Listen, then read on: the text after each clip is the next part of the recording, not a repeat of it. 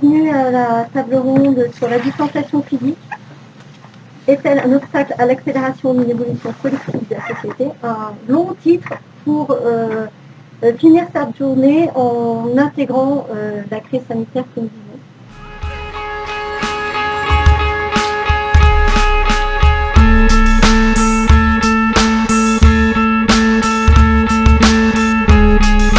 Je vais laisser la parole à chacun des participants.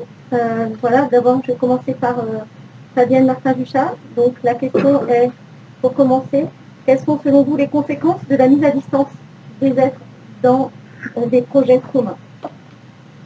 Merci. Donc, déjà, merci beaucoup Odile pour cette invitation. Donc, ravie d'être avec vous. Donc, on est peu nombreux, mais ça fait quand même du bien de pouvoir quand même maintenir des rencontres. Donc, félicitations aussi pour le courage et avoir réussi à maintenir cette journée. Parce que je pense que vous avez dû douter encore jusqu'à hier soir. Donc, je crois qu'entre autres, ça va être important dans cette période assez compliqué de maintenir des journées comme aujourd'hui. Et c'est vrai que ça demande énormément d'énergie. On peut tous observer la difficulté qu'on peut avoir à maintenir des organisations qui justement génèrent du collectif, du projet dans cette période de crise. Donc en effet, je suis Fabienne Martin-Duchat, professeure à l'Université Grenoble-Alpes. Et on m'a proposé d'intervenir tout simplement parce que pendant le confinement, j'ai écrit un article dont j'ai eu, j'ai été étonnée du succès de cet article. Et cet article a eu du succès, je crois, parce que ce que je trouve étonnant dans cette période, c'est que ça nous fait prendre conscience, j'en ai qu'on est empêché physiquement, empêchés par les masques, et donc ces multiples empêchements nous font prendre conscience de la somme d'éléments qu'on avait peut-être oubliés et qu'on avait estimé qu'ils étaient normaux. C'est comment fonctionne la coopération, comment fonctionne l'engagement, comment fonctionne le désir d'être ensemble, de faire des choses ensemble, qu'est-ce qui donne du sens au travail, du sens à être au service de projets collectifs. Et c'est vrai que dans cet article, je soulignais tout simplement des éléments qui sont, qui ont été dits par d'autres chercheurs que moi, parce que c'est vrai que mon domaine c'est l'anthropologie, et de voir comment l'anthropos, dans la construction de son désir de faire ensemble, comment il joue avec des éléments qui sont des fois un peu minorés, comme la question du corps en action et des émotions. Et c'est vrai qu'un certain nombre d'auteurs ont signifié que la coopération, la socialité repose sur ce qu'on pourrait dire une danse invisible des corps. C'est que avoir envie de coopérer, il se joue toute une synchronicité qu'on dirait non verbale, et c'est parce que cela se fait dans les relations à la fois entre deux personnes, également dans un groupe, que la coopération peut se faire. Et c'est vrai que depuis le confinement, on se rend compte qu'en effet, malgré le numérique, on peut continuer quand même à coopérer. Donc on voit bien, on commence à voir les limites entre une coopération qu'on pourrait dire faible et une coopération forte. On arrive grâce au numérique à être dans des logiques de coordination, de gestion de projet. On arrive en effet à gérer ce genre d'éléments qui caractérisent notre quotidien. Mais par contre, quand on doit être sur des choses un peu plus complexes, comme la construction d'un langage partagé, la définition assez fine des rôles des uns et des autres, la question de la distribution des rôles et des jeux relationnels, les jeux de pouvoir, les jeux d'influence, eh bien, on se rend compte quand même que là, on est face à une subtilité, en fait, de cette danse invisible, et que via des écrans, via des situations de Zoom, c'est quand même autre chose qui se déploie. Et c'est vrai que pourquoi je m'intéresse beaucoup à cette question du rôle du corps et des émotions dans la relation. Tout simplement parce que je reste quand même convaincue que la question de la confiance, de l'engagement, du respect, de la non-violence, ça reste quand même ce sont des acquis civilisationnels qui sont assez fragiles. C'est-à-dire que non seulement l'événement du Covid, nous empêche en fait d'être ensemble, complexifier notre relation, mais en même temps, ça ébranle des éléments qui sont des éléments qui caractérisent en fait notre société occidentale qui est basée sur l'argumentation, la construction d'un espace commun, le rapport au respect de l'espace public, la question de l'éducation et donc du coup de la confiance pour la coopération. Et il faut quand même rappeler que ces compétences qu'on a, qu'on pense acquises, grâce entre autres à l'éducation et puis même à toute notre socialité, c'est quand même assez fragile. Et celui qui a le mieux dit ça, je crois, je le relisais ce matin en préparant l'intervention, c'est quand même Norbert Elias, sur la question du processus de civilisation et la question de la civilisation des mœurs. Donc les travaux de Norbert Elias soulignent que coopérer n'est pas quelque chose de systématiquement naturel dans le monde des mammifères, même si on sait qu'il y a de la coopération dans le monde, en effet, des mammifères. Mais en tout cas, notre société dite, on pourrait dire, je retiens quand même la notion de modernité, c'est aussi parce qu'il y a eu tout un travail civilisationnel dans lequel l'éducation a eu un rôle très très important de contention des passions, de contention des pulsions, de contention de tout ce qui est agressivité, qui est quand même une des caractéristiques quand même de la relation humaine, pour justement dépasser ces émotions ou ces passions basses, pour coopérer en fait, on travaille ensemble. Et ce que dit très bien Elias, qui a été repris aussi par d'autres auteurs, comme Erwin Goffman ou même Édouard Théol, qui a beaucoup travaillé sur la partie invisible en fait, de nos relations, qui fait qu'on coopère ou on ne coopère pas, on s'agresse ou on ne s'agresse pas. Et bien, tous ces auteurs soulignent qu'il y a eu vraiment tout un travail de notre société et la socialité, c'est s'éduquer corporellement, s'éduquer émotionnellement, pour que le faire ensemble puisse se développer. Et ce sont des acquis qui sont fragiles. Déjà parce que dans l'histoire des civilisations, ils sont assez récents. Et puis, dans la continuité de ce que dit Max Weber, donc il parle de l'éthique, l'éthique protestante, comme étant à l'origine en fait, de la contention des affects et des passions. Et le travail, le rapport au travail, le plaisir d'être avec d'autres à la tâche pour construire un projet collectif. Donc tous ces auteurs nous rappellent que cette capacité, ce désir de l'engagement pour une cause qui nous dépasse, c'est quelque chose en fait qui s'apprend, qui s'éduque et donc qui peut rapidement en fait se désapprendre. Et c'est vrai que notre événement, la vie à distance, qu'on garde en tête que cette période-là est une période où il faut plus que jamais faire des efforts pour que ces éléments qui caractérisent le cœur de notre civilisation, qui sont basés sur un minimum de tenue et de contention pour pouvoir arriver à avoir envie de faire des choses avec les autres malgré des différences d'identité, des différences de communauté, des différences... et ça, c'est quelque chose qui a à faire perdurer, surtout dans des périodes de crise. Alors, heureusement que malgré le fait qu'on soit à distance, on a plein de tactiques. Heureusement, l'être humain a énormément de créativité. Et en plus, les outils des fois numériques nous permettent de développer cette créativité pour justement régénérer de la confiance, même du corps à distance, de l'émotionnalité, mais ça demande un effort, en fait, beaucoup d'énergie.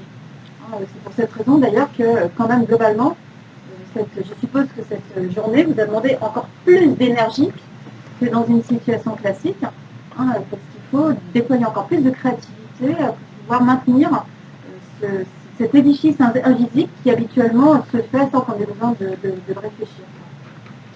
Et c'est tellement important, c'est pour ça que je m'occupe de la maison de la création et de l'innovation, qui est un bâtiment là, de 7000 m² qui est en face de l'Institut de la l'histoire des entreprises, qui vient d'ailleurs qui a été inauguré juste avant le confinement.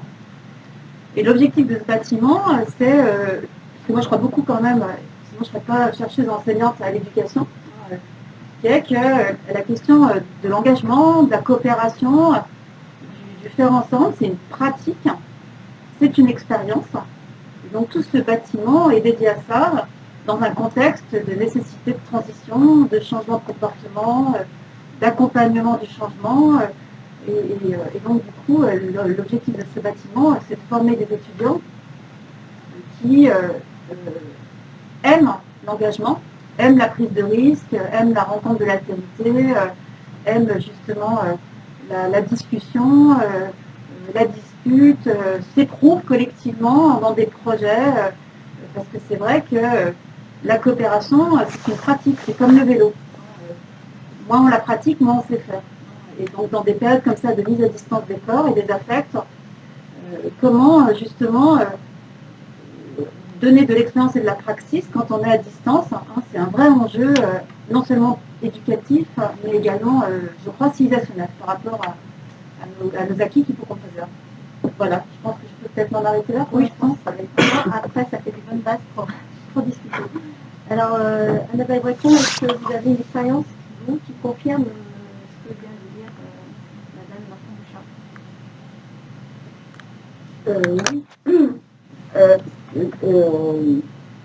Étonnamment, jusqu'à maintenant, avant cette crise sanitaire, moi je vais parler plutôt de la démocratie locale à Grenoble. Ensuite, je pourrais parler un peu de ce qu'on est en train de mettre en place aussi en ce moment, mais à d'autres niveaux que la démocratie, même si elle est aussi au cœur de l'actualité pour nous, mais en tout cas de ce à quoi on est en train de réfléchir à mettre en place pour continuer à garder du lien, etc. Donc je peux essayer de faire un peu deux sujets là-dedans.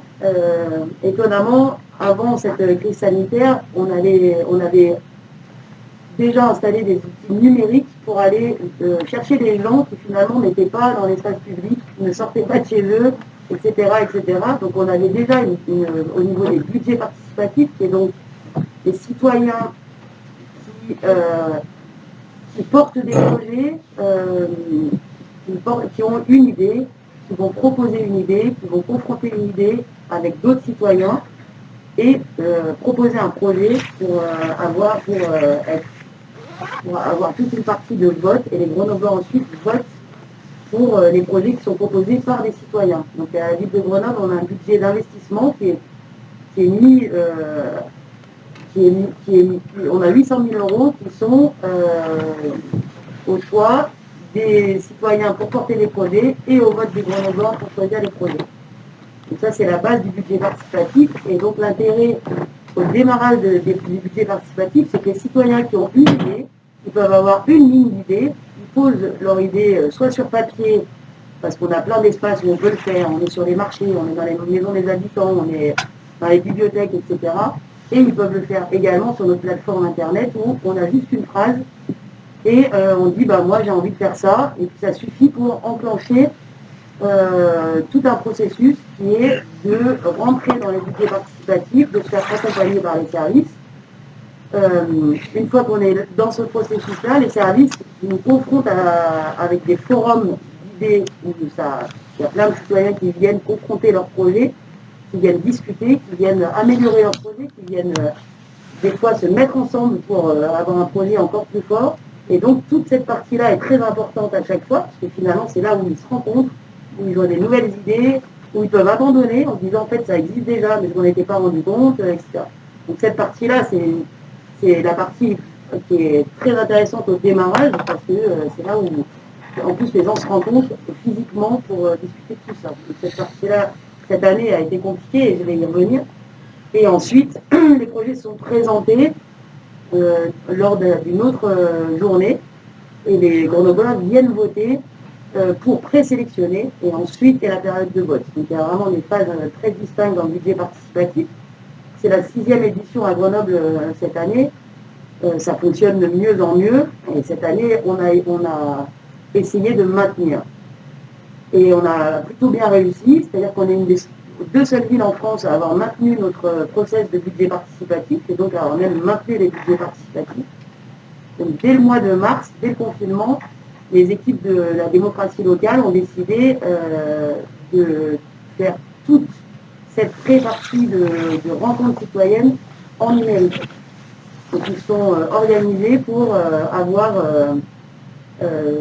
un système de visio avec, ils ont interpellé les citoyens, ils avaient les coordonnées, les associations, les anciens porteurs de projets, des élus, des techniciens, et chaque projet a été présenté dans 2 visios différentes pendant 1 mois et demi, en fin de confinement et en début de sortie de confinement, je ne sais même plus après les phases de cette période-là.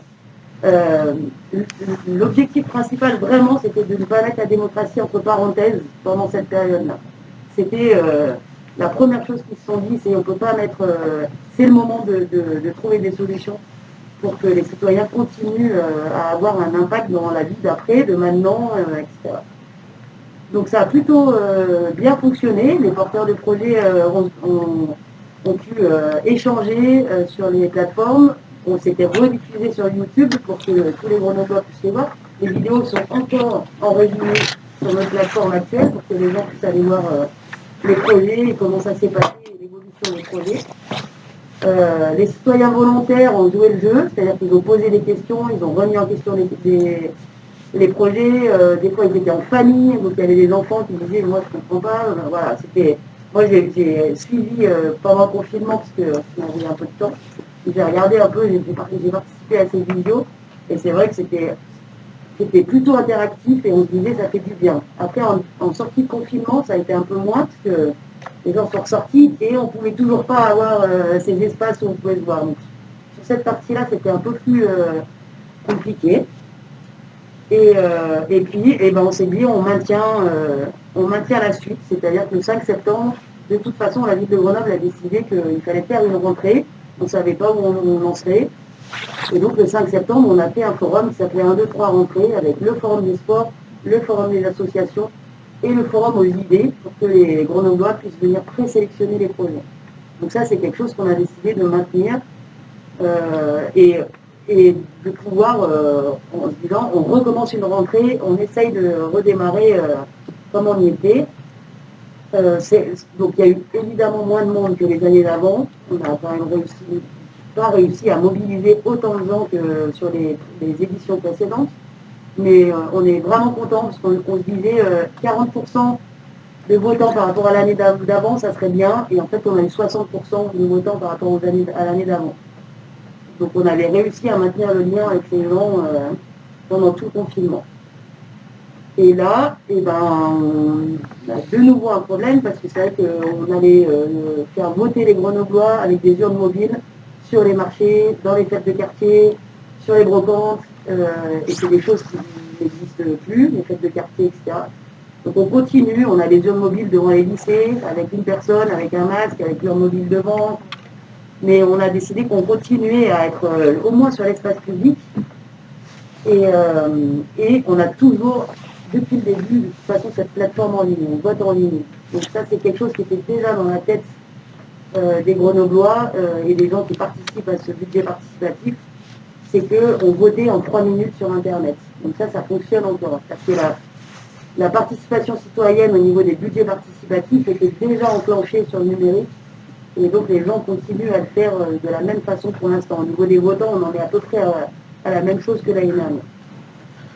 Donc nous, on est contents parce qu'on a réussi à maintenir les budgets participatifs. Beaucoup de villes ont laissé tomber cette année.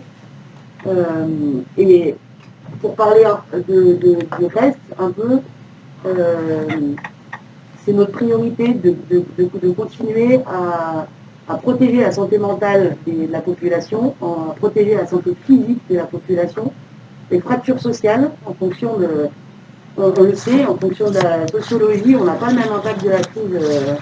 Et c'est vrai que la ville de Grenoble, c'est le point de vue qu'on prend, c'est qu'on se dit, on doit composer avec ce qui arrive de l'État et les contraintes qu'on nous donne. Et à chaque fois, on se dit comment on va composer avec cette nouvelle façon de faire, sachant que ça change toutes les semaines. Alors on a un peu, on a toujours un petit temps de réaction, mais c'est vrai que sur le fil depuis septembre et même avant, on est vraiment là-dessus sur la démocratie participative qui continue.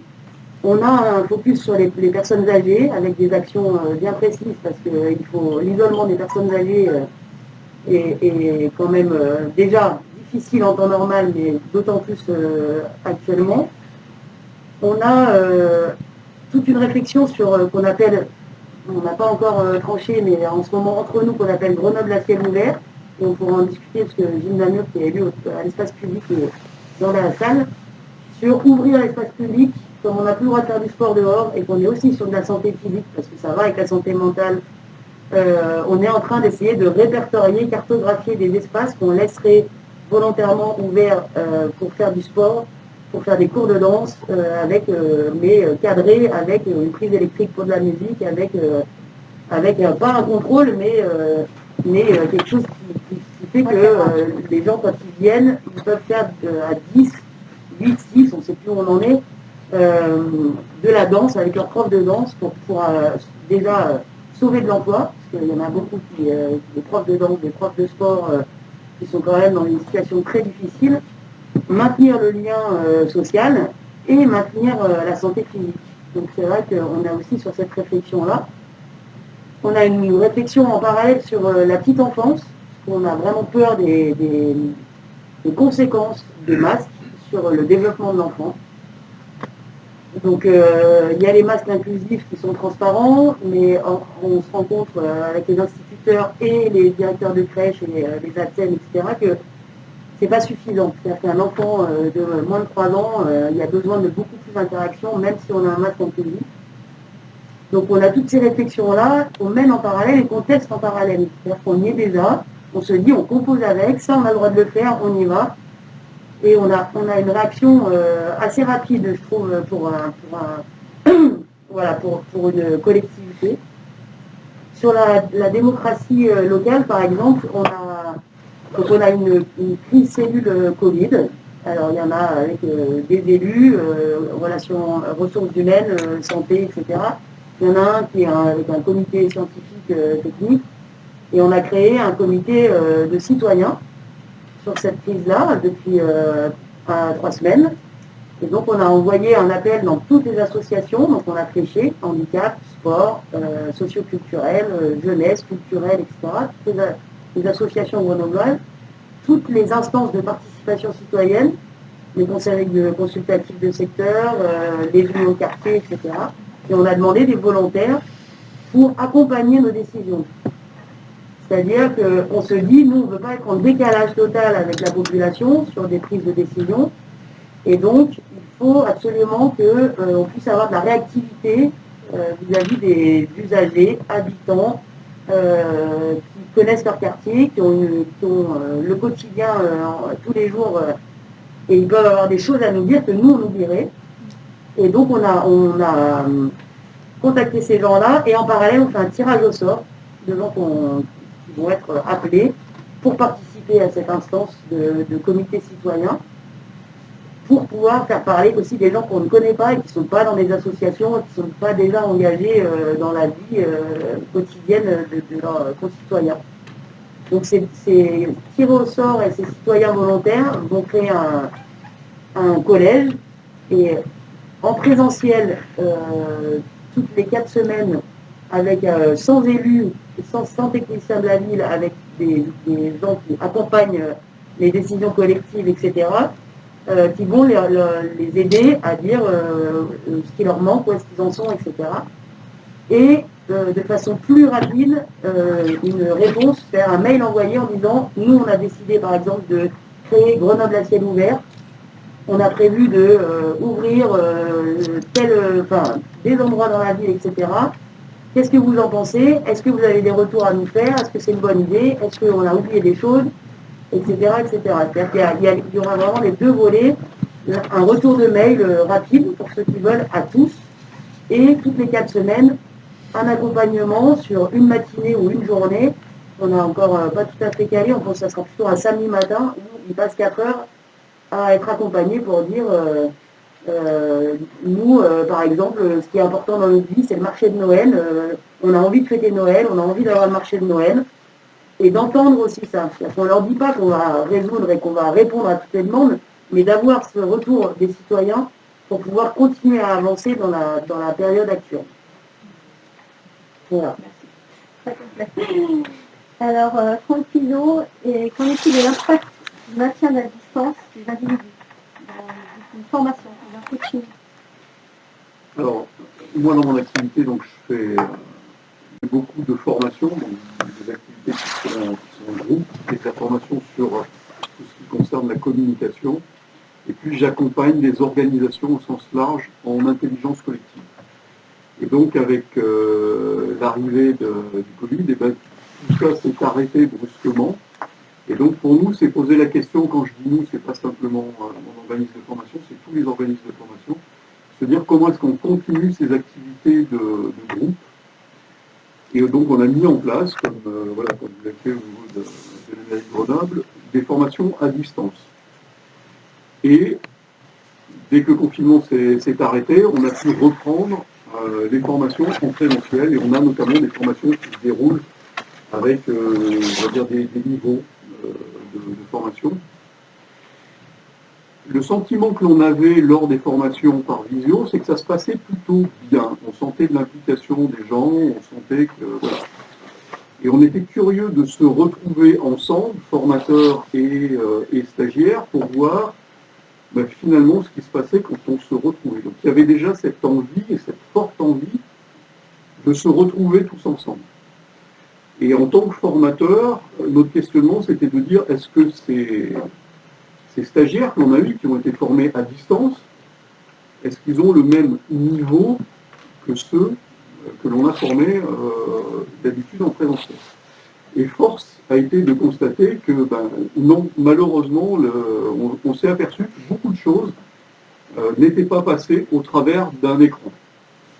Des tas de choses qui se passent lorsque l'on est ensemble dans un groupe, c'est toute cette communication qui est non verbale, c'est tout ce qui se passe entre des individus qui font que, au sein d'un groupe, ils vont créer des liens, ils vont se sentir en sécurité, ils vont se sentir en confiance, ils vont capter des attitudes et des informations qu'on ne capte pas forcément au travers d'un écran, ne serait-ce que parce qu'au travers d'un écran, on voit que le buste est la partie supérieure de la personne, et que tous autant qu'on est, il se passe aussi des choses sur le reste du corps.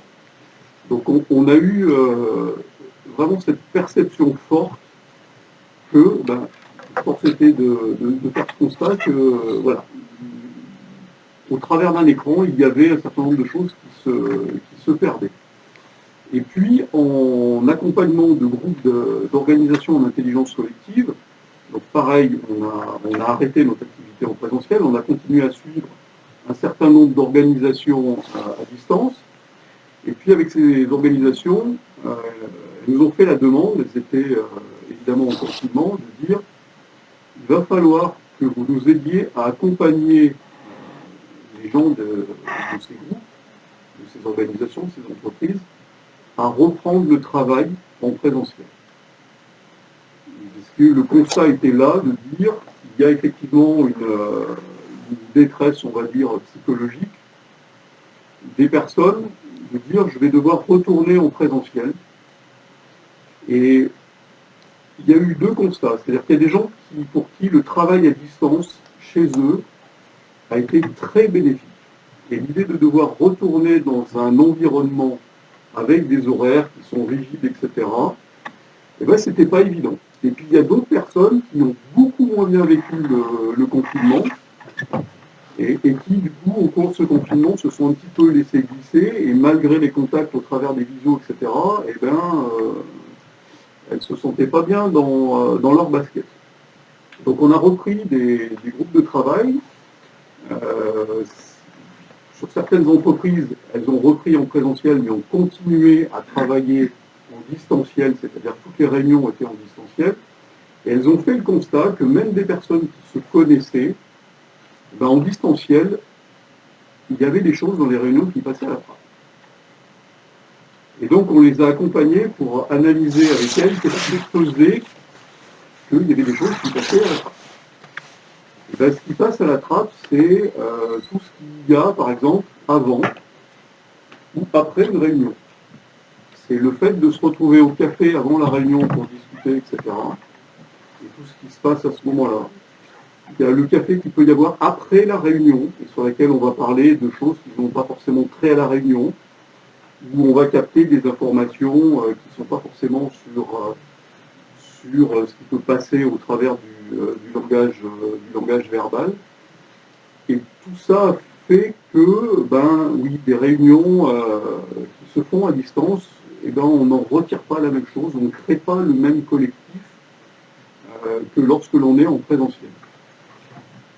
Y compris auprès d'entreprises, de groupes internationaux qui ont l'habitude de travailler à distance. Moi, dans une vie précédente, j'étais manager dans un groupe international. On avait cette habitude de travailler et y compris de faire des formations avec des collègues qui étaient à l'autre bout de la planète. Donc, les outils de distanciel, de travail à distance, sont des vrais outils qui permettent effectivement des choses absolument fabuleuses et qui ont un impact positif dans certains cas, par exemple sur l'environnement. C'est-à-dire typiquement faire des formations à distance avec des collègues qui sont en Chine, en Inde, eh ben, le bilan carbone va être meilleur que d'envoyer des formateurs qui prennent l'avion, qui vont aller à l'autre bout de la planète pour former les gens sur place. Il n'empêche que dans certains métiers, la notion de compagnonnage, c'est-à-dire je suis à côté de quelqu'un, je le vois faire, etc., sur des métiers, je veux dire manuels, mais ce n'est pas forcément le terme, mais le fait d'observer la personne en train de faire, de la questionner, etc., quand je suis en présentiel, je vais récupérer des informations que je n'ai pas forcément à distance. Donc voilà, tout ça fait que ce lien physique, ce lien de présence, ce lien de communication que l'on a là entre nous, parce qu'on est les uns en face des autres, que l'on capte des informations quelque part qui sont subtiles, et qu'on crée une dynamique dans un groupe, on crée cette confiance, ce sentiment de sécurité, qui fait que collectivement, on va pouvoir créer des choses qui sont plus difficiles à créer autour d'un écran. Donc, ce que je pourrais dire, la question de départ, c'est de dire est-ce que cette distanciation physique, c'est un obstacle au travail en commun. Derrière obstacle, on a souvent tendance à rajouter le mot infranchissable, donc j'aurais tendance à dire que ce n'est pas un obstacle, c'est une difficulté supplémentaire, donc il faut être conscient. Donc les groupes que l'on a accompagnés, c'était de dire, ok, vous n'avez pas la pause café ensemble avant la réunion, vous ne l'avez pas pendant, vous ne l'avez pas après, mais du coup, comment est-ce qu'on peut la recréer, cette pause café, ou ce qui se passe autour d'une pause café, d'une autre façon. Donc c'est plus pour moi un frein qu'un obstacle, parce que derrière l'obstacle, j'y perçois quelque chose de beaucoup plus dur, une vraie difficulté. Mais du coup, c'est un point d'attention, et ça peut être, comme vous l'avez évoqué, finalement, une opportunité. C'est de dire, ok, au travers de ces outils du numérique, qu'est-ce que l'on peut faire pour que ça devienne une opportunité, peut-être pour ce qui se fait dans les grands groupes. Hein, on fait quelque chose en local, en présentiel, et on le démultiplie au travers des outils distanciels dans des endroits qui sont beaucoup plus loin. Vous parliez d'Amiens, je ne sais pas si vous avez eu l'occasion, par exemple, d'échanger en distanciel avec Amiens, mais voilà. Donc, est-ce que c'est un frein? Oui, très clairement, pour la formation, c'est un frein, et donc demain, on s'est posé la question de dire dans les organismes de formation dans lesquels je participe, de dire est-ce qu'on met en place des outils du e-learning systématiquement parce qu'on ne sait pas combien de temps va durer cette pandémie, il faut en tant qu'organisme de formation tout simplement continuer à vivre. On a passé beaucoup de temps à dire voilà, il y a des parties de nos programmes de formation qui peuvent se faire en e-learning. Et puis il y a des parties où on ne coupera pas au fait de le faire en présentiel. Et donc comment est-ce qu'on peut aménager le présentiel pour avoir des tailles de groupe plus petites, des distances physiques qui nous permettent de travailler ensemble, mais pour garder ce lien. Et l'autre question était de dire est-ce que l'on crée le groupe à un moment, Et la réponse a été oui, c'est-à-dire qu'on commence les formations par une connaissance en visio, voilà, on fait connaissance au travers d'un écran, et assez rapidement, on se rencontre physiquement pour créer ce lien-là. Et après, c'est plus facile pour continuer au travers de ce que l'on a pu créer ensemble, de créer, à se former, à échanger et à créer une lien. Voilà ce que je peux dire sur l'expérience que j'ai vécue ces derniers mois. Alors moi, je propose de vous faire intervenir pour peut-être interroger une ou l'autre personne de cette table ronde par rapport à quid de la participation citoyenne justement par rapport en communication virtuelle. Est-ce que ça vous semble, est-ce que vous observez, est-ce que vous pensez que c'est vraiment un frein? Et l'autre sujet, ce serait par rapport à l'éducation à distance. Et voilà, quelles conséquences réelles vous voyez, vous voudriez poser vos questions par rapport à l'impact d'une éducation à distance sur les enfants en particulier, même les personnes plus âgées. Voilà. Donc j'aimerais bien que, si vous voulez bien, si vous avez des questions à poser à nos invités. Oui. Ouais. Moi, je viens intervenir. Donc, en Saunier, transformation environnement, moi, je vois bien les deux volets du contact à distance à travers les consultations publiques.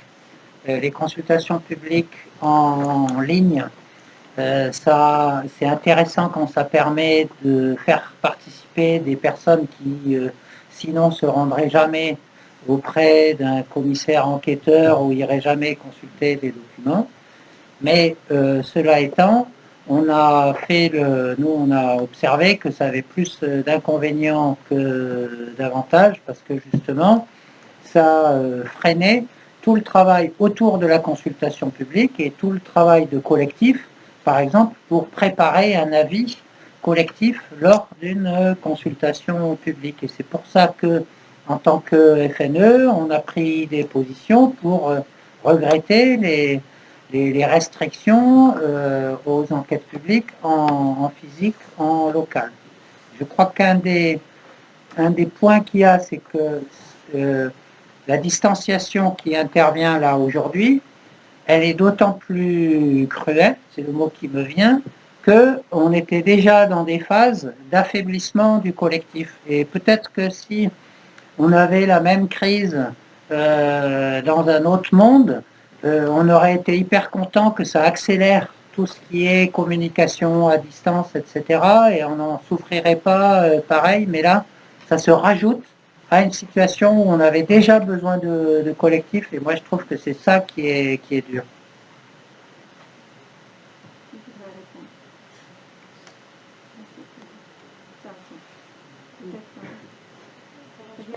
Oui, c'est vrai que cette question, qu'est-ce qui fait qu'il y a un collectif? Je pense que c'est vrai qu'historiquement, ce qui nous arrive, il faut le repenser dans l'histoire.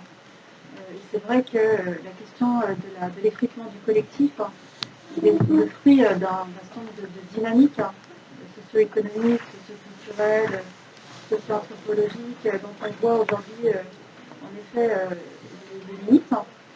Et c'est vrai qu'au niveau éducatif, on voit bien que ce soit à l'université, comment dire, la dynamique projet, comment dire, faire en sorte que les gens ont envie de participer à des projets collectifs, la question en fait du respect d'autrui, la question de comprendre l'autre dans sa différence, d'accepter le débat d'idées. C'est des choses en fait qui sont progressivement désapprises. Donc quelque part on paye des conséquences en fait de systèmes éducatifs qui ont minoré en fait dans l'éducation un certain nombre de dimensions. Alors certains parlent de compétences émotionnelles, d'autres de compétences relationnelles, d'autres d'intelligence corporelle ou émotionnelle. Et c'est vrai qu'on est dans un contexte sociétal où on a su déterminer dans la formation des individus ou même au travail des compétences rationnelles, des compétences en fait gestionnaires, des compétences en ingénierie de projet, des compétences de modélisation, de conceptualisation, et on a, comment dire, méprisé, voire même folklorisé, la question de la relation. Moi, c'est intéressant, ça fait 30 ans que je suis à l'université, et c'est vrai qu'en 30 ans, la communication est devenue du développement personnel. Donc ça a été totalement, comment dire, dévalorisé. Ah oui, tu travailles en communication, tu fais du développement personnel. Donc en fait, comme si tout ce qui est de l'ordre de la relation, de la socialité, de la coopération, de qu'est-ce qui fait qu'on arrive à construire du sens collectif, du langage commun, ça a été plus ou moins dénigré, comme étant finalement Pas seulement. comme la cerise sur le gâteau, quelque chose qui est souvent d'ailleurs fait par des enseignantes féminines, évidemment, parce que c'est des compétences qui sont, comment dire, cosmétiques, et qui sont souvent déjà des fois ramenées uniquement à des questions de mise en scène de soi. Ils se sentent tout seuls parce qu'il y a moins de monde. On est de toute façon depuis très longtemps dans une société qui est un peu plus individualiste qu'avant. Et l'enjeu, c'est de jamais perdre de vue que c'est le collectif qui fait qu'on est meilleur. Donc on pourrait presque être positif en disant que cette crise pourrait être un révélateur de la nécessité du collectif. Et c'est pour ça que je parlais de temps, parce que l'enjeu, c'est que justement de soutenir exactement cela et de pouvoir s'en servir pour effectivement aller vers une transformation sociétale. C'est sûr. Quelqu'un a envie d'intervenir. Oui. Je voulais juste revenir, peut-être poser la question autrement, parce que là on est en train de voir que, enfin, je sens un certain pointage sur des lieux où il y aurait plus d'éducation au collectif que d'autres. Et à travers les discussions, finalement, cette éducation on va dire, aux relations sociales, accepter la différence. En plus, je pense que l'actualité, aujourd'hui, elle démontre particulièrement que cette éducation au respect de l'autre, elle existe aussi dans l'éducation nationale, en l'occurrence. Je pense qu'on ne peut quand même pas le nier, ce serait peut-être un peu malvenu.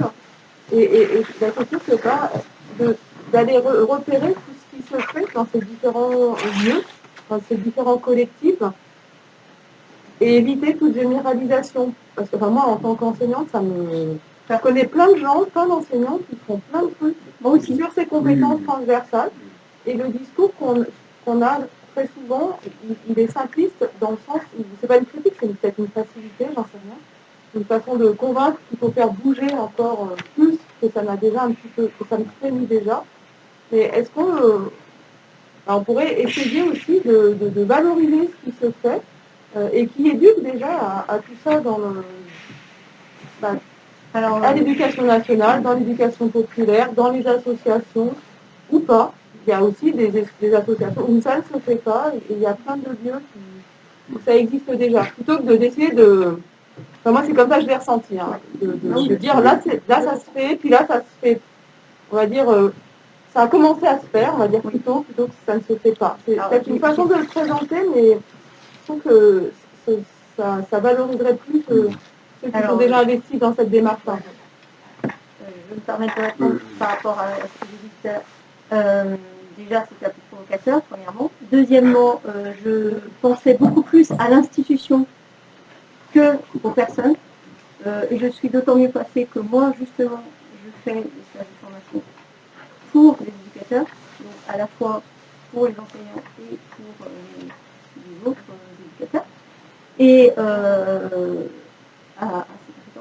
et donc, je suis très bien placée pour savoir qu'il y a déjà des gens qui en font, qui le font, et je suis complètement, évidemment je porte ça, et mon seul désir c'est qu'il y en ait plus. Disons-le, plutôt que... Enfin, voilà, ça existe déjà, comment on pourrait faire pour que ça existe encore plus? C'est juste une façon de présenter à mon sens, de dire la même chose, mais un peu plus... qui donne un futur, qui montre qu'on peut encore progresser, certes, mais sur une base qui existe déjà.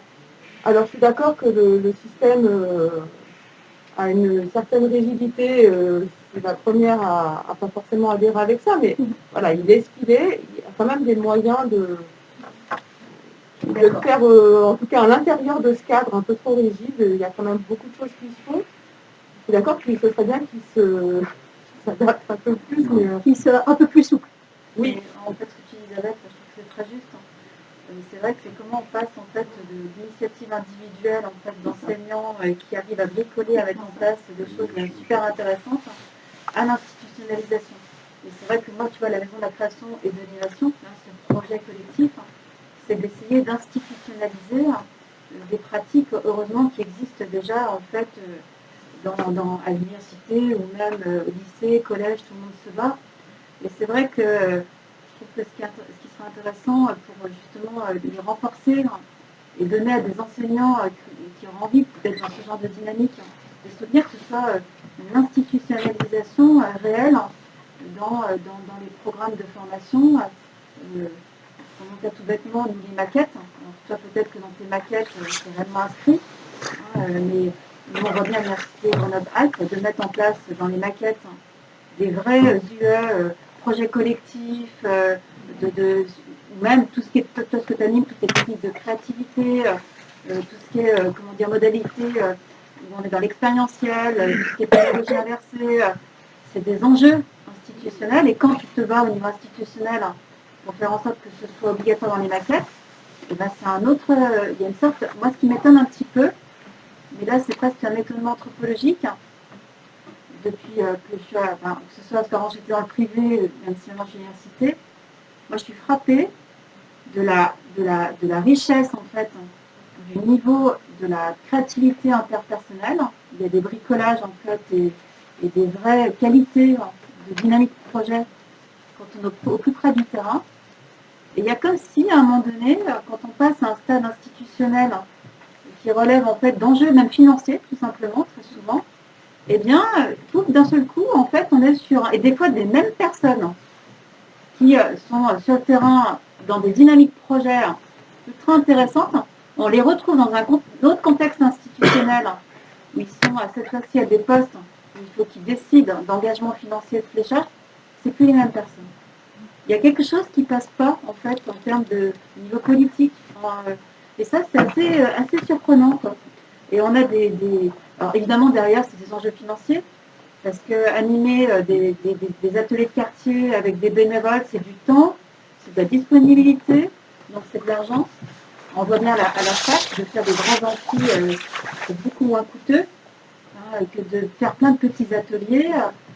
C'est plus de l'engagement, il y a plus d'engagement, c'est plus chronophage. Donc derrière, en effet, c'est pas les mêmes coûts en fait. Donc, et c'est là qu'il y a un chaînon en fait moi, qui me stupéfait, en tout cas déjà au niveau humain. C'est étonnant de voir ces changements en fait de comportement, même sur les mêmes personnes en fait. C'est surprenant. Pour revenir sur ce que vous dites, effectivement, plus on monte dans les échelons, quelle que soit la structure, c'est difficile à faire bouger les choses, moins il se passe de choses intéressantes, je vais le dire comme ça avec mes mots. Quelque part, la leçon qu'on peut en tirer de ça, c'est que ces choses nouvelles, cette ébullition elle viendra des gens qui sont sur le terrain. Pour rebondir sur ce que vous disiez, moi j'ai été prof pendant 8 ans au lycée. Au travers des formations que je fais, je côtoie beaucoup de profs et vous avez 10 000 fois raison, sur le terrain, il y a des tas de gens qui expérimentent des choses, qui essayent, qui sont dans des dynamiques extrêmement créatives, extrêmement riches. Et pour moi, toute la question, c'est comment est-ce que toutes ces idées, on peut les mettre en commun, les faire circuler, les mettre en action. Parce que oui, des gens, et a fortiori les profs, qui sont des gens extrêmement engagés vers les jeunes, etc., ils ont envie que ça bouge. Et il y en a plein qui essayent des tas de choses que je trouve absolument fascinantes à des tas d'endroits différents. Après, je pense qu'il y a quelque chose à faire. Moi, j'ai pour principe d'essayer de faire bouger que j'ai la possibilité de faire bouger, parce qu'à un moment, j'ai compris qu'effectivement, ce qui était trop éloigné, voilà, je ne serais qu'une goutte d'eau parmi d'autres, et Enfin, moi, ça ne me satisfait pas de la dire comme ça. Oui. Je pense qu'il y a des choses à faire sur l'image qu'on a des enseignants, par exemple. Oui, On est sur les enseignants. Je sais pas, il y a des dispositifs comme qui s'appelaient Vimavi, hein, qui se font dans des entreprises pour comprendre finalement quelles sont les contraintes de tel ou tel collègue qui n'a pas le même métier que soi. Et je pense que en termes de... En plus, l'événement de hier peut permettre peut-être d'être un déclencheur de ça, de se rendre compte en fait que, ben oui, sur le terrain de l'enseignement, quel qu'il soit, hein, finalement, il y a des humains qui ont une certaine forme d'action et que cette profession, je pense qu'elle a un rôle clé hein, dans notre société. Hein. Et je pense qu'il y a des choses à faire pour mieux la faire connaître en tout cas, la revaloriser. Alors je ne suis pas en train de parler de salaire, hein, c'est un autre débat, mais sur la place en fait de ce corps éducatif. En fait. Et il y a, comme vous dites, il y a un impact fort sur la société, et pas à court terme, parce que les jeunes qui actuellement sur les bancs d'école de l'université, ce sont des adultes et des humains, donc l'impact il est à une échelle temporelle qui est très grande. Et ce que vous disiez, c'est que très probablement c'est une profession pour beaucoup de gens qui a une image qui est en complet décalage avec la réalité.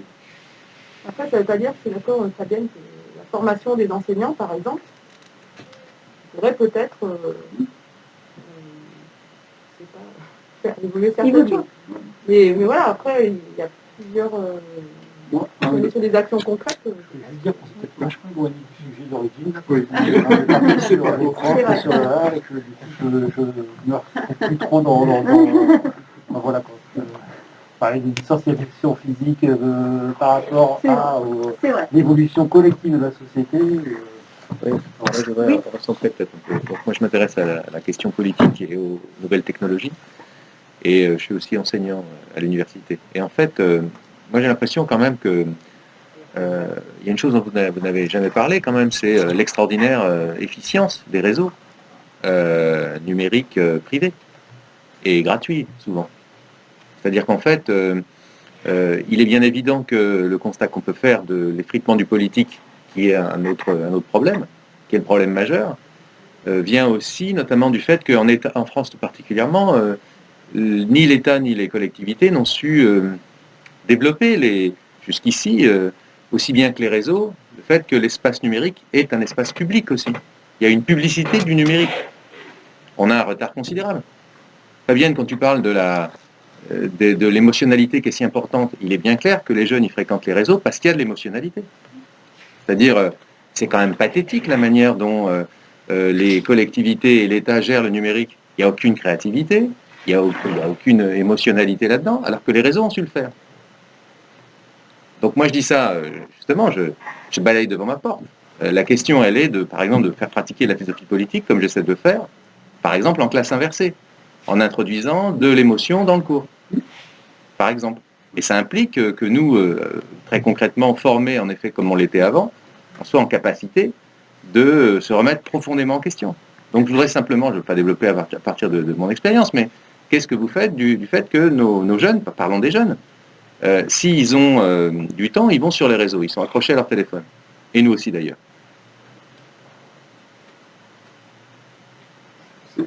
Une fois de plus, pour moi, c'est un outil. Les réseaux sociaux et tous on va dire, les outils informatiques, c'est un outil qui a révolutionné notre relation au monde et notre relation à nous autres, tous autant que l'on est. Donc c'est un outil qu'on ne peut pas ignorer. Il est là, il restera là. Pour moi, la question, c'est qu'est-ce qu'on en fait, quel a été son impact sur la société, et qu'est-ce qu'on en fait de cet outil, qu'est-ce qu'on peut en tirer de bien, de pas bien, quelles sont les initiatives, j'allais dire, utiles autour de ces outils-là, que l'on peut intégrer et que l'on peut utiliser. Oui, les jeunes sont beaucoup sur leur téléphone portable, etc. Il n'empêche qu'au moment du déconfinement, ça a été très net à Grenoble et dans toutes les villes, ils se sont rués aux terrasses des cafés pour retrouver une certaine distance constante. Et aujourd'hui, la société, elle marche avec ces deux aspects-là. On s'est dit, j'ai envie d'être physiquement avec les autres et d'échanger. Et puis, ben, je suis sur mon téléphone portable en même temps que je suis avec les autres, etc. Et effectivement, on peut pas mettre de côté l'outil numérique. Et il ne faut pas non plus le diaboliser en disant qu'il est que négatif et que voilà, ça serait extrêmement réducteur de tenir ce discours-là. Il n'y a peut-être pas de enfin, il y a effectivement l'outil numérique et il y a la distanciation et c'est pas la même chose, quoi. On a bien vu, enfin ça a été dit, on arrête l'outil numérique, on vient tous bosser au même endroit. Si la distanciation sociale fait que on reste à 3 mètres et on ne boit pas le café ensemble, eh ben on n'a pas résolu le problème. Et là, l'outil numérique, ça a été un moyen de continuer à mettre du lien. Si on n'avait pas eu ça, ben, les 2 mois et demi de confinement, je ne sais pas comment on les aurait vécus. Il y a énormément de gens pendant le confinement qui ont fait ce qu'ils appelaient des apéros Zoom. Ils se retrouvaient sur Zoom pour prendre l'apéro. Dès qu'on a été confinés, ben, les apéros, on a eu qu'une envie, c'est de les refaire en vrai. Mais pendant cette période, les apéros Zoom, ils ont été extrêmement utiles pour un paquet. Et je dirais que même dans le cadre du travail, enfin moi je vois dans mon laboratoire, la première demande qu'il y a eu, c'est d'avoir des réunions par Zoom, beaucoup plus fréquentes, pour recréer le lien qu'on pouvait pas avoir. Donc je pense qu'effectivement, il faut peut-être qu'on dissocie vraiment l'aspect, le numérique qui est un outil, et puis l'aspect distanciation qu'on peut très bien avoir en étant présent dans la même salle. Juste parce qu'on se contraint sur quel va être peut-être le cadre de notre communication. Est-ce qu'on va finalement parler que du travail et puis le côté lien un peu en dehors du travail finalement, enfin ça a été dit, quoi, toute la créativité elle se fait un peu en dehors des réunions, quoi, finalement. Ah ouais, c'est ça, ce que j'ai dit sur l'apéro Zoom, etc. Parce que je trouve qu'on a beaucoup parlé en fait du travail, c'est-à-dire que de la problématique du travail, de ce que ça avait généré autour du travail avec la détermination du travail, et la bonne nouvelle, c'est qu'en fait, ça a montré qu'on avait vraiment besoin de liens, de présence humaine, etc. Enfin, donc ça, au moins, c'est clair. Effectivement, il y a l'outil numérique qui existe, mais que l'outil numérique ne fonctionne pas. Enfin, en tout cas, on a besoin de ça. Mais ce que je trouve aussi, là, ils n'ont pas perdu ce truc-là. Ils ont juste... notamment avec les dernières annonces, c'est que je trouve que notre société accepte assez facilement le fait qu'on nous supprime des sorties, la culture, le plaisir en fait, et par contre tout orienté sur le travail, quoi. Et tout à l'heure tu parlais de la notion de travail, qu'est-ce que le travail, et de la question aussi de collectiviser ce qui m'intéresse et ce qui est inutile. En fait, justement, pour moi, ce qui n'est pas forcément inutile, parce que c'est vraiment ce qui est plutôt intéressant et qui va donner du sens à sa vie. Mais du coup, je trouve qu'il y a peut-être une alerte à avoir sur le fait que dans la société telle qu'on est, on est en train, je trouve que ça nous pointe du doigt le fait qu'on accepte en fait justement de totalement tout sacrifier, c'est-à-dire que la vie pourrait se résumer au travail, et que le reste, oui, on n'en a pas forcément besoin. Alors je pense que clairement, ça existe comme ça, à long terme.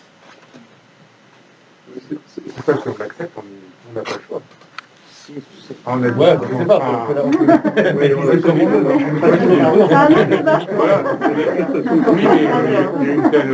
Il y a une telle pression médiatique et sociale sur le fait qu'il ne faut pas trop se rencontrer quand même. On le voit en classe, on le voit dans les milieux du travail. Les gens commencent à avoir peur de se parler en fait maintenant. C'est quand même assez criant. On voit au niveau associatif où quand on veut faire des réunions, il faut être comme aujourd'hui. Voilà, on est moins aujourd'hui, je pense, parce qu'il y a des gens qui ne sont pas venus parce qu'ils ont eu peur et puis ils n'ont pas eu le droit aussi. Certains n'ont pas eu le droit. Alors je suis d'accord, peut-être qu'il faudrait qu'un jour on décide à manifester pour dire que peut-être une semaine sur 2, c'est le travail qui prend et l'autre semaine, c'est les loisirs qui prennent. Voilà. C'est plus large que ça. C'est pour ça que je suis intervenue au début sur Norbert Elias, parce que une construction sociale qui fait partie de notre civilisation, et c'est pas quelque chose en fait qui est naturel. Quand on regarde les enfants en bas âge qui jouent, ils ont la peur, donc ils tapent l'enfant, ils se piquent les jouets. Donc toute l'éducation, c'est justement de considérer que l'autre n'est pas dangereux et de ne pas avoir peur de l'autre. Et c'est vrai que ça a été de pair avec, évidemment, dans l'histoire de notre civilisation, évidemment qu'autrefois, il y avait une réelle raison d'avoir peur de l'autre, qu'on pouvait en effet réellement tomber malade avant le développement des progrès, entre autres de M. Pasteur. Mais c'est vrai qu'on se rend compte quand même que cette absence de peur de l'autre est très très fragile. Et d'où le fait que distance physique devient distance sociale, peur de virus devient peur de l'autre qui devient un étranger potentiellement dangereux. Et c'est vrai que là actuellement, je pense que c'est plus que jamais important de dire ok, il y a le virus, mais c'est pas pour autant qu'il faut en effet devenir totalement, dans une situation de peur. Et moi je le vois bien dans le tram en fait. J'aurais presque eu envie d'interroger notre adjointe au maire, mais actuellement, continuer à prendre le tram, c'est un acte héroïque, parce que c'est vraiment une situation sociale qui est devenue affreuse. Mais vraiment, chacun regarde son téléphone, les gens n'osent plus se regarder. Ces derniers temps, j'ai assisté à des disputes ultra violentes entre des gens dans le tram, parce que c'est une situation émotionnelle qui est tellement tendue. Ça demande tellement de contention de soi. Même moi, j'ai eu des réactions en fait, de décompensation, d'angoisse en fait, après avoir pris le tram bondé. Alors qu'a priori, je me croyais plutôt équilibrée. Je pensais en tout cas. Mais on se rend bien compte quand même que cet édifice émotionnel, qui fait qu'on n'a pas peur d'autrui, est vraiment très fragile. Oui, même chez les jeunes, moi je vois en classe, il y a des enfants qui ont été cas contact et leurs copains ont commencé à se rappeler qu'il y a des fois, il avait mal mis son masque et tout ça, et il y a des réactions assez violentes a posteriori du fait que l'attitude de l'élève n'était pas forcément fantastique par rapport à tout ça. Donc, même chez les jeunes... Les adultes, moi j'ai été cas contact la semaine dernière, celui qui a donné mon nom à la CPAM, il s'est dit, voilà, je vais donner 5 noms, comment ils vont le prendre? En fait, lui, il s'est dit, ils vont être confinés chez eux jusqu'à ce qu'ils fassent un test et tout ça, et on était 5, plus lui, et les 5, on n'a pas réagi de la même façon. C'est-à-dire que moi, je me suis dit, je suis confiné, tout est basculé en visio, j'ai trouvé des solutions pour le resto, puis je me suis dit, c'est comme ça, en fait, il n'y peut rien. Mais sur les 5, on n'a pas tous réagi de la même façon. Il y en a qui lui ont dit, pourquoi tu as donné mon nom? Je vois pas pourquoi... ça engendre des conflits et des réactions complètement, mais sur les 5, vraiment très différentes. Il y en a qui n'ont pas dit aux autres qu'ils étaient cas contact, comme ça, ils se sont dit, je continue ma vie, voilà, et on voit sur un échantillon de 5 adultes raisonnables et de pensée équilibrée également, en fait, on n'a pas les mêmes réactions. Sur le tram, ce tram, on l'avait clairement anticipé, parce que c'était une des grosses problématiques avec elle. Les tempos vélos, là, les Corona vélos, c'était exactement pour ça. C'est le long des voies de tram pour essayer de dire aux gens, vous allez avoir peur de prendre le tram, on le comprend. Parce qu'en plus, on avait embauché des agents pour contrôler que les gens se tenaient bien à distance, qui n'avaient jamais pu se faire, mais le but c'était vraiment faire ça, et puis dire aux gens, on va vous offrir des alternatives, parce qu'on avait anticipé, on savait qu'il y aurait une problématique du tram par rapport à ça. On avait tellement peur que tout le monde reparte dans des voitures individuellement et tout ça, que c'était vraiment... Oui, moi c'est un des premiers effets que j'ai vus de la distanciation physique, de l'injonction, je vais parler comme ça, de l'injonction à la distanciation physique, c'est que ça a été un puissant générateur de tension. Et c'est surtout ça qui me gêne. C'est extrêmement difficile d'y résister parce que on est, on est discipliné malgré tout, donc on ne sait pas comment prendre ce sujet-là, et autant sur cette crise, on a progressé très vite dans la prise de conscience d'un certain point, l'adaptation au travail en réseau, des choses comme ça, autant on n'a pas encore pris conscience collectivement des conséquences de ça pour qu'il y ait des mouvements qui s'organisent, ou même que ce soit mis en discussion. C'est-à-dire que le sujet, pour le moment, le problème, c'est que le sujet est complètement tabou. C'est-à-dire qu'on n'a pas le droit tellement de mettre en discussion le choix qui est fait, distanciation physique versus une autre solution où on ferait autrement. Et là, vous évoquiez le fait qu'il y a des valeurs sociétales qui sont extrêmement fragiles. Ça, c'en est une autre. C'est-à-dire qu'on se prétend une société démocratique, et là, il y a un tabou qui surgit, qui est absolument énorme et qui emporte absolument tout le sujet. Enfin, moi, je le ressens vraiment comme ça. Je crois que ça n'a rien à voir avec la démocratie. Ah, si, parce qu'on n'a pas le droit. Il y a une pression telle que les opinions contradictoires sont complètement étouffées. Elles sont pas. Il n'y a pas de lieu pour qu'elles s'expriment. Moi, je suis pas d'accord du tout avec vous. Ça. On passe notre temps à râler sur tout, pour rigoler, quoi. C'est-à-dire tout. Il y a 66 millions de personnes qui ont leur avis sur le virus, le confinement, le déconfinement. C'est pas un débat organisé. Non, je suis d'accord avec vous. C'est pas politisé au sens où peut-être une république, disons, aurait tendance à devoir le faire. Mais si vous voulez, moi, il me semble qu'en Chine, on débat pas plus. Hein. Voilà. Donc, non, je suis pas d'accord avec ça. En revanche, ce qui est bien simple, c'est que moi, j'insisterai vraiment sur le rôle des élus, évidemment, plus que jamais, qui a toujours été fort, quoi. Vous n'êtes pas les seuls à avoir exercé des mandats, mais vous les avez en ce moment. Donc, c'est certain que c'est difficile. Et je pense plus que jamais, il y a la part d'humanité que vous évoquiez, quoi. On doit réapprendre à être humain. Cette part d'humanité, c'est étonnant comme finalement, on a toujours pensé que, moi le premier, que le politique avait une vertu presque autonome. Et en fait, ça va chercher très loin, quoi, finalement, l'action politique, dans la mesure où il faut demander aux gens d'être humains, de rester humains, de calmer, d'apaiser. Chaque citoyen a la responsabilité, chaque citoyenne, d'apaiser le différent, quand bien même il se sent agressé, quoi.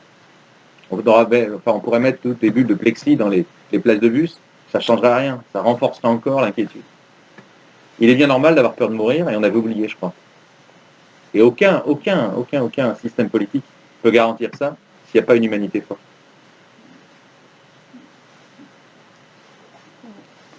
Quelqu'un vous insiste? Moi, je voulais juste parler de deux choses. Moi, ce qui m'a beaucoup frappé, c'est la campagne, je pense le discours officiel du ministère de la Santé, que j'ai vu dans les laboratoires pharmaceutiques, et qui dit protégeons-nous les uns des autres. Et ça, je trouve que c'est une phrase qui est terrible. Il faut apprendre à se protéger les uns des autres. Voilà, et puis aussi pour moi, je suis dans un métier d'éducation populaire, de la culture, donc du lien. Donc mon métier, c'est de mettre des gens en lien et faire que les gens se rapprochent. Tout à l'heure, je leur disais, rapprochez-vous de la machine. Et là, je pensais toi, Olivier, qui me dit, bon, bah, pas trop près quand même. Elle a raison, Mais ça veut dire comment je fais mon métier. Moi et tous ceux qui sont dans ces métiers de lien, c'est-à-dire, j'ai presque honte, en fait. Par exemple, on parlait on a une opération qui s'appelle les voisinades à la presqu'île pour faire en sorte que les gens sortent de chez eux, se rencontrent, créent du lien, ce qui est un manque criant dans ce quartier-là. Ça fait des années qu'on bosse là-dessus. Et puis moi, maintenant, j'en suis à un point, je me dis, mais j'ai honte, enfin, j'arrive plus à assumer le fait que mon métier, c'est de faire ça. Et du coup, c'est plus du tout légitime que j'incite les gens à sortir de chez eux, à se rassembler. Maintenant, je commence à avoir honte et peur d'exercer mon métier. Je me dis, bah, non, je n'ai plus le droit, en fait, de faire ça.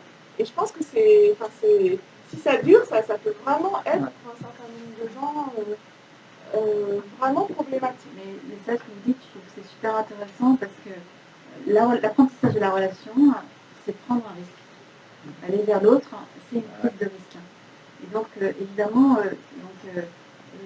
vu notre situation sociétale et sociopolitique, on est dans une logique collective de prévention des risques et surtout l'anticipation des risques potentiels et qui est zéro risque pris pour des questions d'attaque en fait juridique. Et là c'est intéressant parce que ce positionnement politique, on pouvait l'accepter en disant ok, les politiques qui sont dans une logique de prévention des risques, il ne faut pas prendre de risques parce qu'ils ont peur ensuite d'être attaqués. On l'a vu, Olivier Véran, ça y est, la justice est venue dans son appartement, a saisi des éléments. Donc on n'avait pas vu l'impact en fait de cette judiciarisation de la société au niveau en fait du terrain. Et là, d'un seul coup, cet élément en fait de vous n'avez pas le droit de prendre de risques et vous n'avez pas le droit de faire prendre des risques aux autres, eh bien, quand on est dans un type de métier où on veut essayer d'aider les autres à apprendre la relation, et bien apprendre la relation, c'est t'inquiète pas, aie confiance en moi, je t'emmène vers l'inconnu, la relation, et je serai là, si tu tombes, c'est pas grave. Ben, en fait, là, on nous dit non, non, non, non, zéro risque. La relation est potentiellement dangereuse, il ne faut pas que tu prennes de risques. Et là, sur la relation humaine, c'est vrai que évidemment, là, la relation, elle peut plus se faire, parce que c'est vrai qu'une relation sans prise de risque, c'est pas une relation. Donc, d'où la culpabilité de se dire comment je fais pour, emmener des gens. Je risque de leur faire prendre des risques et j'ai plus le droit de leur faire prendre des risques. Parce que l'État m'a dit non, non, non, zéro prise de risque. C'est vrai qu'il a peur de la délation. C'est-à-dire que moi, au sortir du confinement, on avait fait une petite opération culturelle, c'était 10 jours après, je crois. Dans ce quartier-là, on a demandé aux gens de rester à leur balcon, et puis nous, on a mis en bas. Et c'était la peur de se dire, ben, si dans le quartier, il y a quelqu'un qui dénonce, moi, je commence à vivre avec ça, et ça fait vraiment peur, parce que ça rappelle des périodes bien plus tragiques. Et je me dis ça, s'il y a quelque chose à faire en ce moment, ça commence à nourrir l'éducation populaire, comment amener les gens à réfléchir là-dessus, ce que vous dites, c'est-à-dire prendre, la société, pour vivre, c'est prendre des risques. Comment se positionner en fait à titre personnel et collectif dans les lieux de travail, dans les hameaux, parce que c'est la même chose au village, la choucroute partie du village, est-ce qu'on s'autorise à manger côte à côte, à s'inviter deux par deux ou pas, la question elle est partout en fait. C'est toutes nos habitudes, on est obligé de se freiner dans ce truc de se rassembler, qui est quand même proprement humain. Je vous propose de peut-être éclairer la table ronde.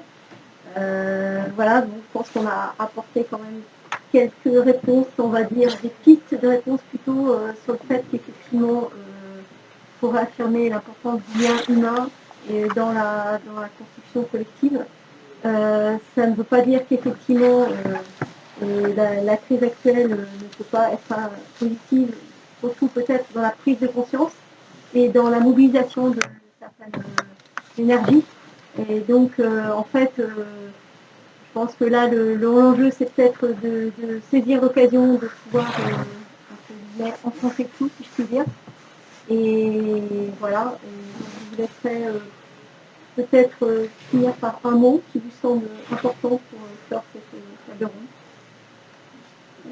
Oui, donc écoutez, déjà merci, parce que même si on était peu nombreux, masqués, en plus pas très chaud, il y a quand même été très intéressant. Juste un mot, c'est dans l'histoire des sociétés, c'est quand on est, vous l'avez dit, et puis ça a été dit à l'Assemblée, la créativité, elle est toujours là quand il y a un maximum de contraintes.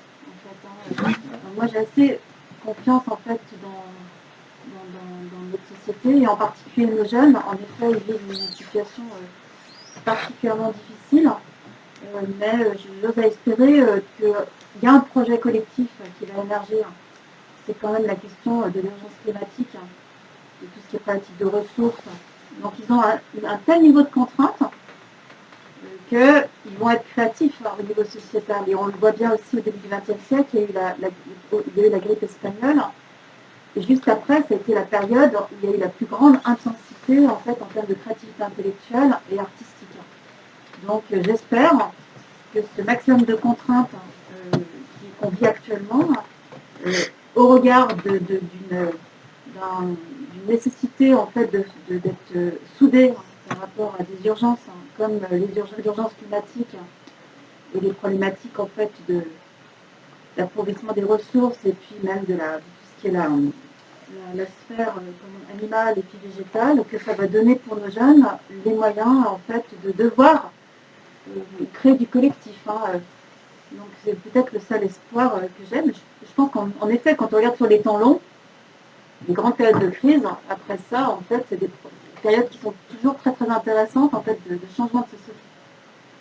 Donc, plutôt optimiste. Moi, complètement optimiste.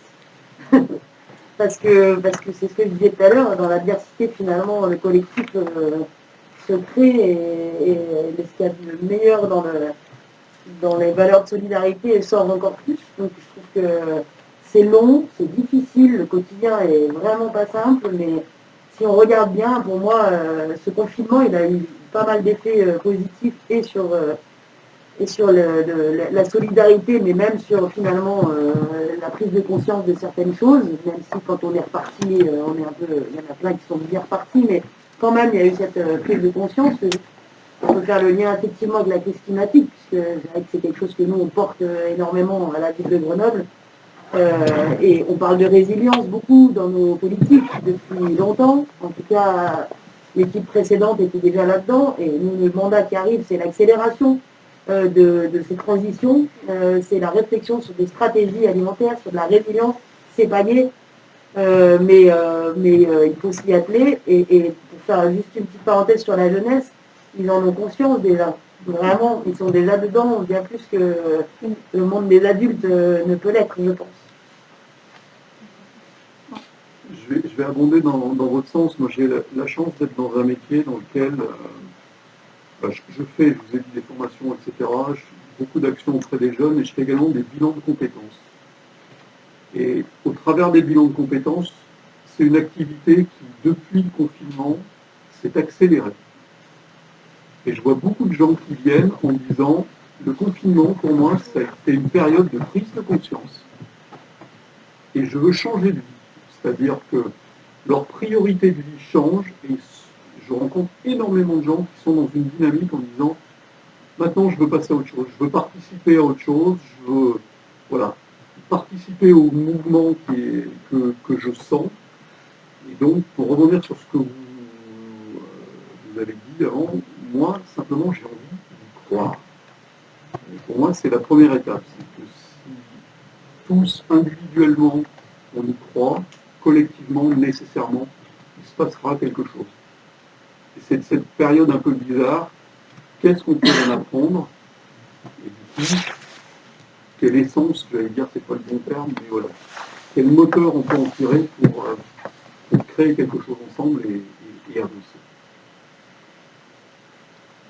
Bravo, merci.